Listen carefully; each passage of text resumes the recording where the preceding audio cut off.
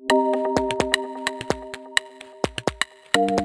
right. Hello, everyone, and welcome to the Peak Experience. This is the podcast where we talk about the customer experience, the agent experience, and all of the ways those two things intersect. I'm Hannah Steiman, president of Peak Support. Really excited to be here today with Samantha Kane, who leads customer support at Grow Therapy. Welcome, Samantha. Thank you. I'm very excited to be here. So, Samantha, why don't you start by telling us a little bit about yourself and your role at Grow Therapy, and about Grow Therapy as well. Yeah, absolutely. So, you already mentioned Samantha Kane. I lead vendor operations for our support team. So it's a subset of support and operations for Growth Therapy overall. And what we are, as an organization, we are really on a mission to change the landscape of how to interact with mental health care. If you've ever tried to find mental health care, it's extremely cumbersome to find somebody that is accepting new patients, accepts your insurance, meets whatever specialty needs that you have. And so we really serve as a marketplace for that to take place from a client side, but we also help providers connect as well. So we're helping providers branch out and run their own private practice and be able to manage their business, take care of all the administrative tasks, get credentialed with different payers so that they can broaden the scope of clients that they can see. And something unique to Grow that's a little bit different than some of our competitors is that the third branch of our business, we're a three-sided marketplace, which is unique in and of itself, but we actually tackle the payer relationship as well. So making sure that we do get folks credentialed, that we get folks paid, that we're maximizing benefits everywhere that we can for mental health. So it's a unique marketplace in that regard. And it's really just designed to help make it accessible to everyone. Yeah, I think what you're doing is filling an incredibly important gap in the healthcare market. And it's also an industry where it's really important to provide great customer support. So really excited to talk with you guys about how you do that. Can you talk first about how you got into this? How did you get into customer support? Oh goodness, by accident, I think. If you I go think back that's true of into it, a lot of us. I think so. I think it's pretty standard. I started my career off in sales, and sales is so much fun, but also very volatile. And at some point, I was looking for a little bit more consistency. And so I kind of tripped and fell into a support organization, a Fortune 50 organization. So it was a good place to trip and fall. And I started off in what I thought was going to be a simple moment in my career. And 10 years later, it became the bulk of my career for a long time. And I had the opportunity to do a lot of different types of support in that regard. I did B2B, I did B2C, did it in just about every sales channel, every care sign, every billing side. So I got exposure to most branches of support in that role, and then was able to kind of continue to build and branch out from that and take it into the startup space. That's great. That's great. And talk about your current role. Talk about the team, how many agents you have, where they are, a little bit about the structure. Yeah, this is my current role is very unique. So I've always had not always, but for a long time I've had vendor operations in my purview, in my scope of responsibilities, but it's been one finite detail of a larger scope of work that I've been doing, and this is the first time that I've been able to focus solely on those vendor relationships. So that's what I do. I look at areas of the business within Grow where we have support, we have other parts of the business that we may benefit from outsourcing partners, and I look to everything from procurement through then ongoing maintenance of the relationship and performance from there. So it's a really unique role in that regard. I am happy to say that when we very first started this, there was one team of 9 people that were on a pilot program, and we are currently just about 100 across 2 different sites in Colombia, one in Cali, Colombia, and one in Medellin. And now we have branched into onshore outsourcing to tackle Medicaid and Medicare work, which is a new venture for us, but equally exciting. So it's expanded and grown a lot. And really, that is just in about a year. We've done all that work in Wow, about a year.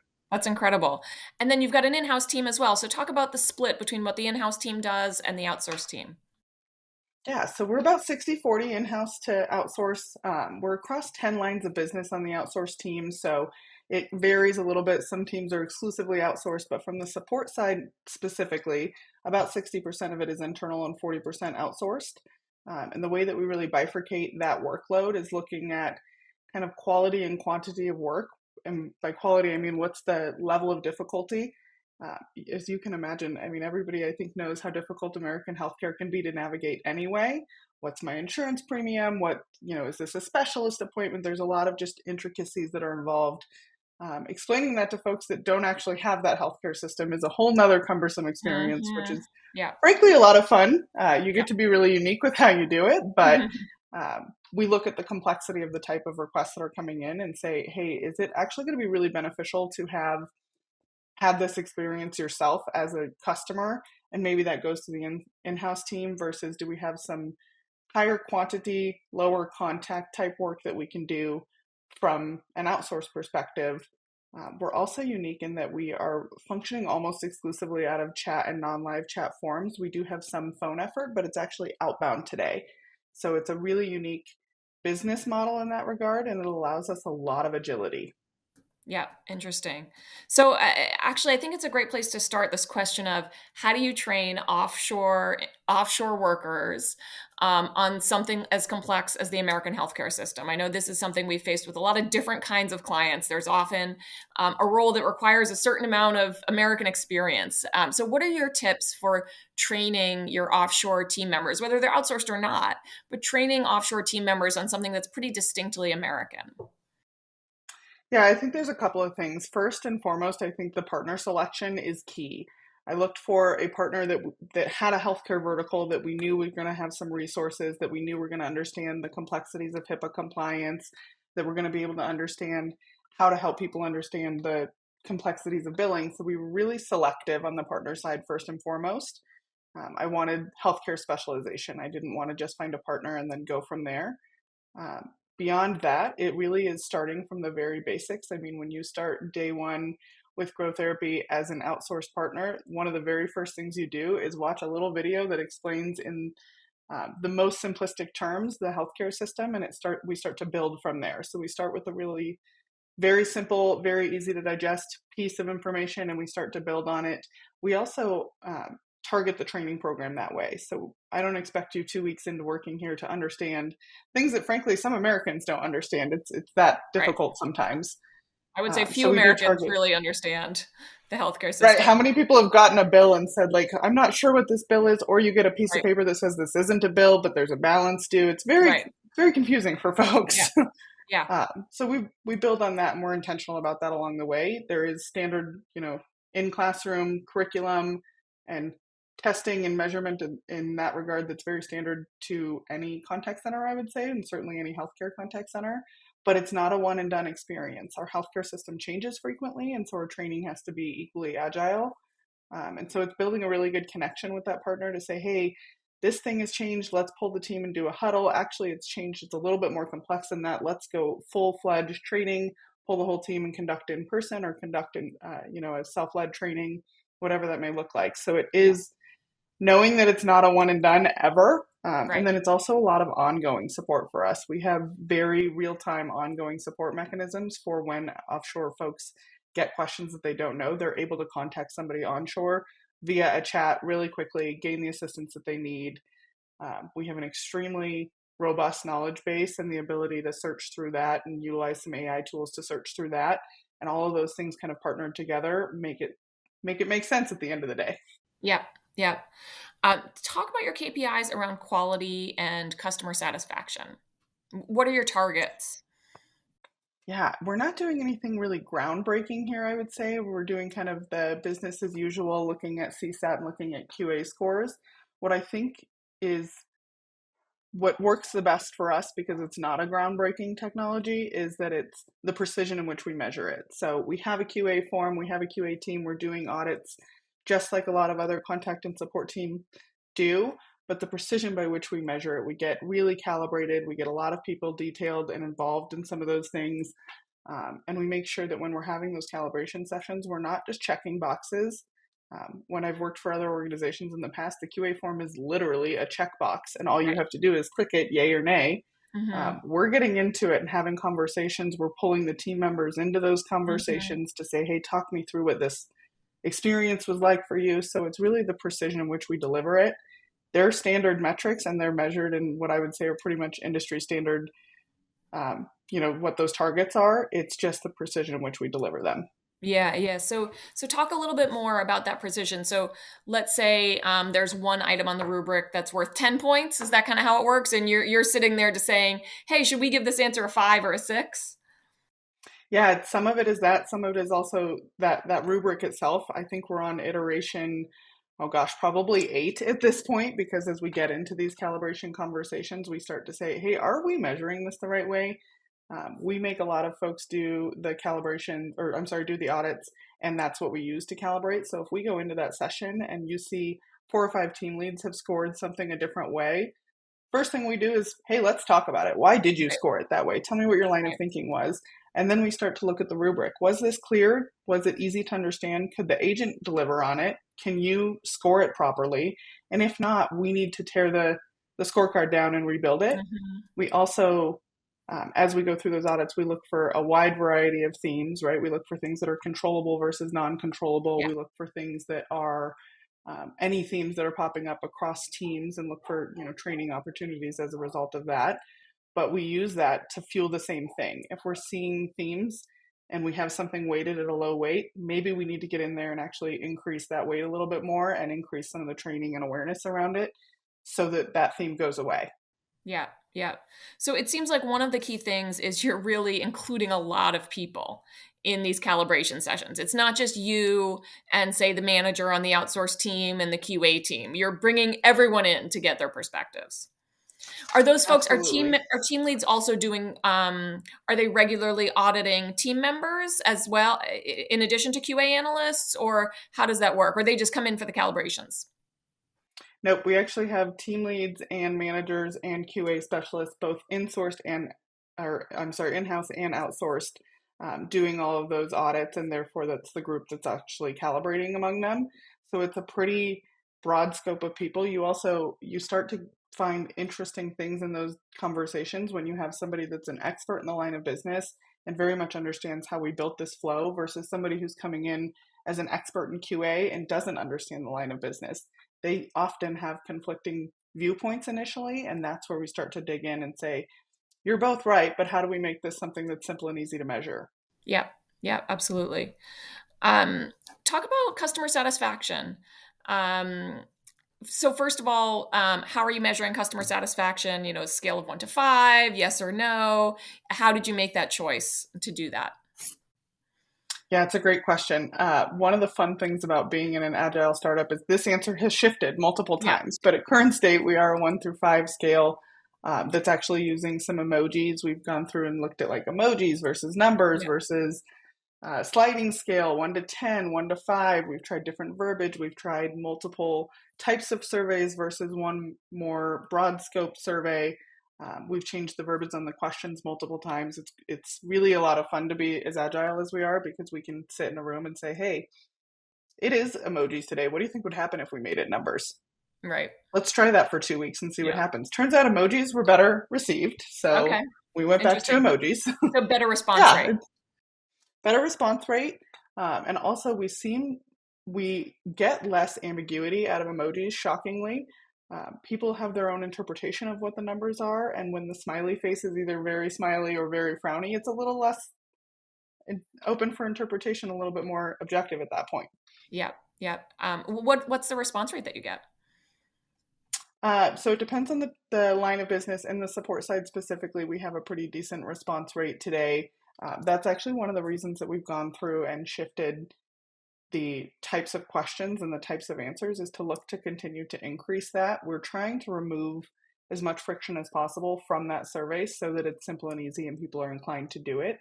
We also, our business is built on repeat organization or repeat customers. So we also have to think about like survey fatigue. We don't want to be sending Hmm. surveys every single time you have an interaction with us because you might have multiple interactions because you have multiple therapy appointments. Right, So we're right, right. cognizant of that type of thing as well.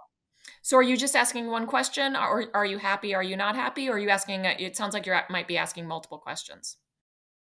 Yep. Again, it varies a little bit based on the type of Yeah, interaction that you have, whether it's sales or support. We typically ask what your experience was with Grow, what your experience was with the agent that interacted, and then there's some open forum of like anything else you'd like us to know about your experience overall. yeah. And how have you found that balance between Just asking one question and asking multiple. Do you get a lower response rate when folks are asking, when you're asking more questions? We've definitely seen, so the free form is not a required field because it does give that flexibility of like you can just tap buttons really quickly and be Yeah, done with it quickly. And you also have the option to leave really detailed information if that feels more aligned with the experience that you had. So we found that about that two in an optional yeah, range has been what's working for us. Any more has decreased response rate and gotten feedback from customers that it was too much. yeah, And as we've tried to just do the point blank, like tell me your experience on a 1 to 5, we found that it was harder to tackle some of the controllable versus non-controllable, or some of the things that we could systematically approach because yeah, we weren't getting the same level of granularity in the feedback. yeah, yeah. Um, and then talk to me about how you're using the data. Again, I don't think we're doing anything unbelievably groundbreaking here. It's just the amount of time and energy that we put into it.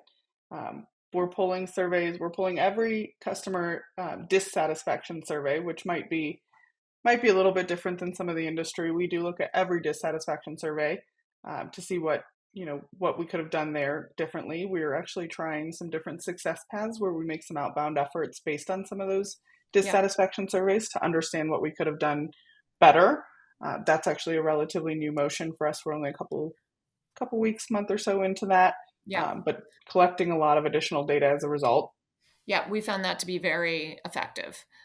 Customers like being followed up with, right? I mean, and often they're frustrated. I saw someone post on LinkedIn recently, "Oh, I left all this negative feedback and no one followed up." And I've certainly had Right. that. Because for me, in my opinion, feedback is a gift. If I'm taking the time to actually explain this to you, I'm not just complaining. I'm not just venting. I actually want to make this service better. It probably means that Right. I care about this service and I want it to get better. So I think customers really want to hear back from you. They want that follow up. They Everyone loves explaining their opinion, right? I mean, I think Oh we yeah. we aim to do that. On a lot of clients, we aim to follow up. We read every DSAT, and then on a lot of clients, when we have the resources, we follow up when we can, because we also want to understand why. It's one thing to Yeah. it's you can often figure it out just by looking at the ticket, even if they didn't leave a reason, even if they didn't leave any text. But it's just really helpful to hear it directly from the customer. Yeah, and to your point, you can often figure it out, but especially in the industry that we're in, like the objective here is to make you feel loved and make this feel simple and easy and make you feel like you have a safe space. So, yes, I can probably read the ticket and understand what happened, but I'm not getting your exact experience at that point unless we've Yeah, actually interacted. I want to yeah, hear it with the inflection in your voice, with the passion in your voice, yeah, with what was the most upsetting for you, because I also may have a slightly different opinion of what made this dissatisfactory for you. My own personal bias is going to influence that. totally, totally. Um, Let me follow up on that, because you said the objective is to make you feel loved, and I love that. A lot of companies don't see the customer support team that way. Um, so, how do you do that? What are some of the ways that you help work to make your customers feel loved and feel heard? That's a great question. I think it's really first it's ingrained in our culture. Build for our loved ones is one of our values, and that is a like point in which you can stop and measure everything that you're doing up against. Is my grandmother or my grandfather going to interact with this appropriately? Is my friend who I know is going through a hard time, just had a traumatic experience, going to feel okay about what we're currently doing when if they interact with us? I'm personally a client of ours. My family members are clients of ours. So I think about what that experience is going to be, and then I experience it myself as I go through my own therapy journey. So I think that's a big part of it. As we're making those decisions, most of the time in many organizations that I've been in, support is often referred to as a cost center. I Yeah, recognize that that is in fact what it is, like yeah, by definition. But when you treat it like a cost center, you treat it like it's problematic. You treat it like it's a burden to the business, and like maybe you don't want to spend all of your money there. When you treat it like this is where we can make people feel loved, even though it's still, of course, a cost center, like that's the reality at the end of the day. But when you stop and treat it like, hey, how do we get people the right answer the right way, in the fastest manner, in a way that meets them where they're coming from? That's one of the most important parts of our business model. People are coming to us hey, I'm actually okay. I just want to talk to a therapist because I'm on an ongoing mental health journey, and people are coming to us in the pinnacle of crisis and Yeah. everywhere in between. So we have to meet them where they are, interact with them the way that's going to work the best for them, and think about that experience along the way. I would also say that we're really intentional in our hiring profile as a result of that exact same thing. We're looking for people that clearly understand and can clearly demonstrate that empathy, can do it while multitasking, right? Because they are still on a chat or navigating Mm. tools in the background while they're trying to assist.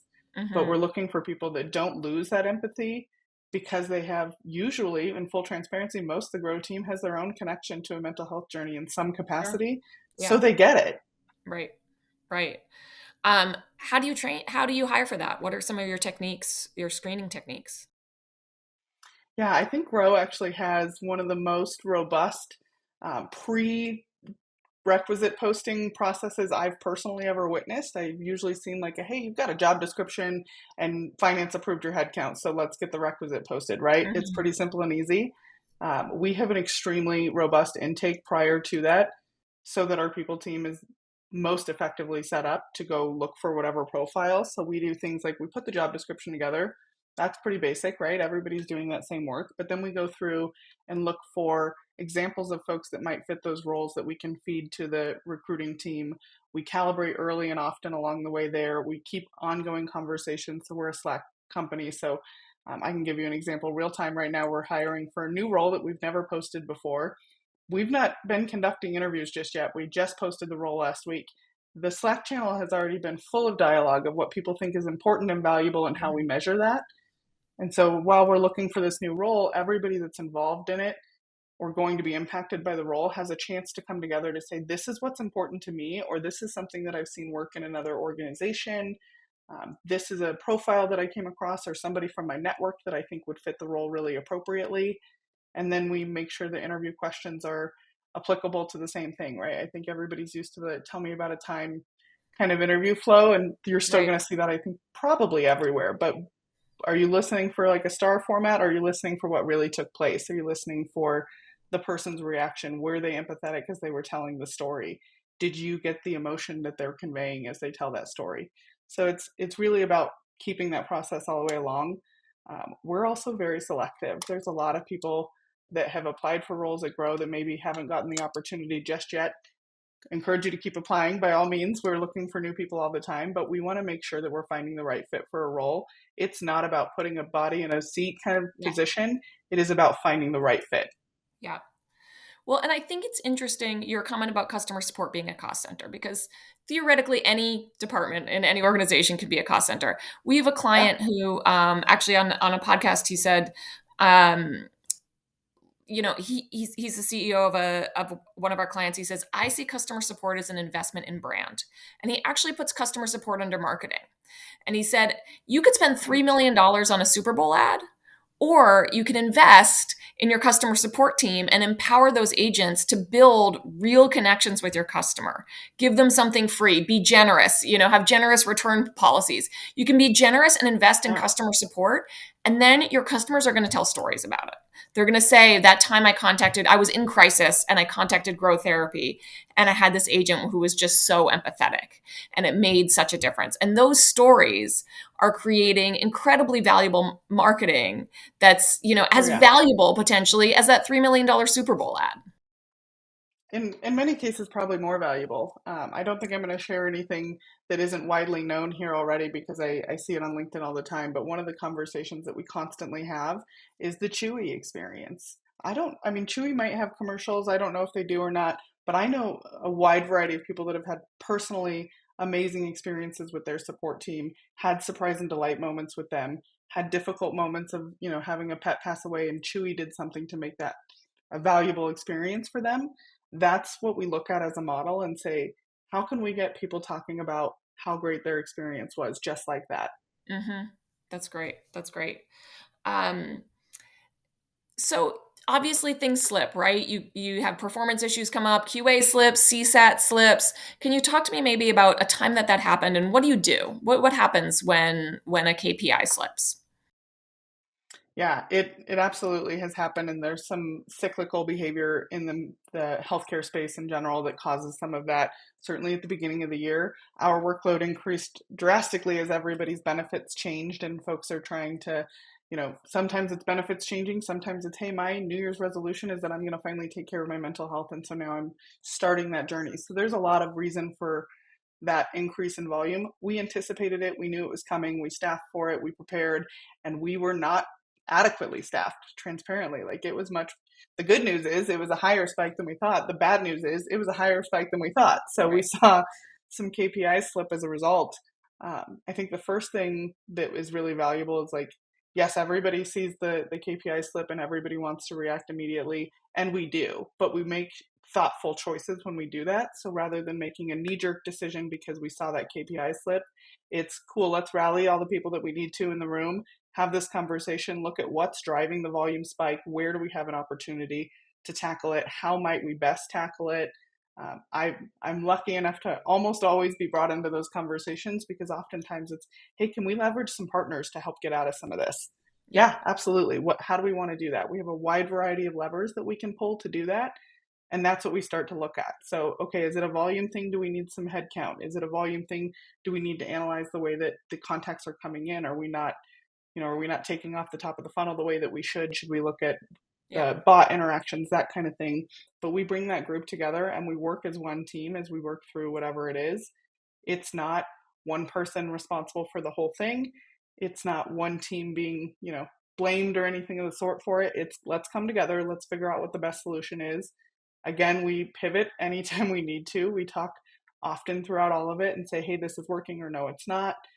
One of the things that we decided to do with this particular spike in January was it wasn't a punitive experience, right? Nothing broke, nothing went wrong. It was good excess volume. So we treated it like it was good excess volume. We solved a lot of it that was a headcount.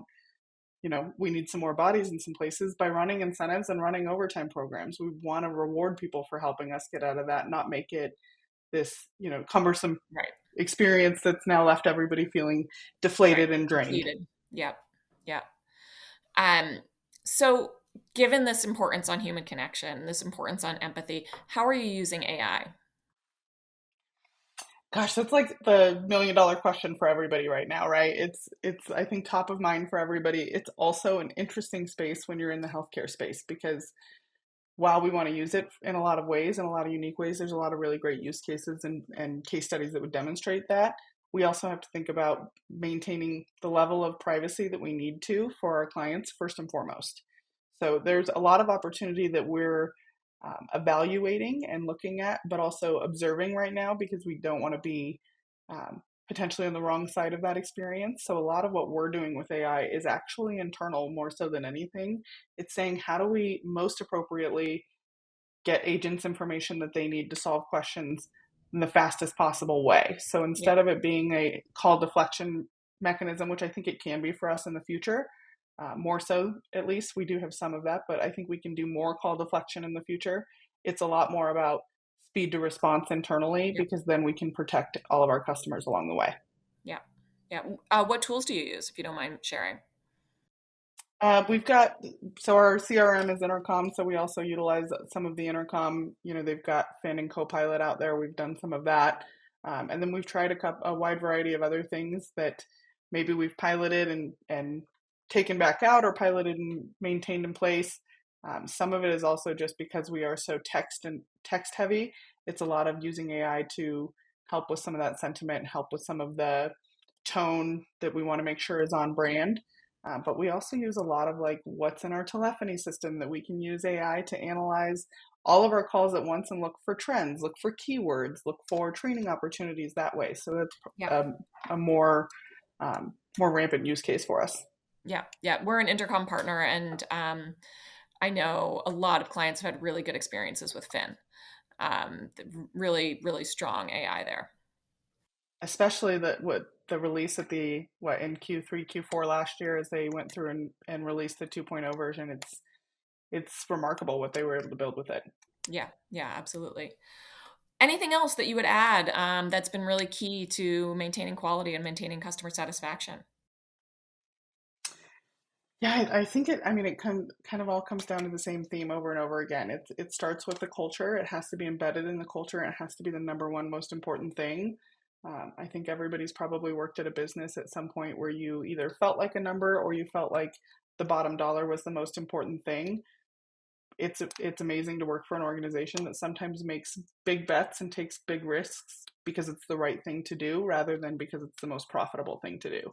So I think that's a huge component of it for us. When people understand what drives grow and they want to be a part of that mission, it makes all the difference in the world. I actually, in a one-on-one with a team lead yesterday, he anecdotally said that we're the famous campaign in the partner that we're in. He used the word famous. And I said, why are we famous? I love that, right? Like, why Right. wouldn't I want to be famous? But why are we famous? Right. Tell me more about that.